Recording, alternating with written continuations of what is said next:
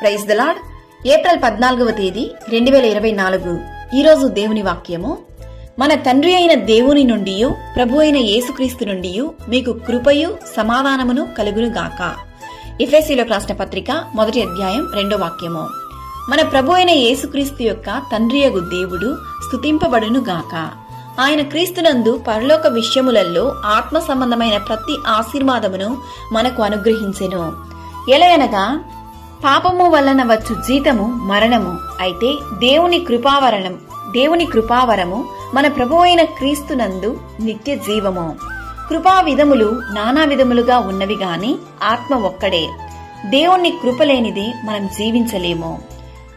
దిన ప్రారంభము నుండి రాత్రి పడుకునే వరకు మన జీవితాలలో అనేక సమస్యలు, ఆపదలు, అపాయాలు వచ్చినను దేవుని కృప ద్వారానే మనము నడిపింపబడుచున్నాము. మరియు అన్నిటి యందు ఎల్లప్పుడూ మీలో మీరు సమృద్ధి గలవారై ఉత్తమమైన ప్రతి కార్యము చేయుటకు దేవుడు మీ ఎడల సమస్త విధములైన కృపను విస్తరింపజేయగలడు. ప్రభు అయిన యేసుక్రీస్తు కృప మనందరికీ తోడయుండును గాక. ఆమేన్. God bless you.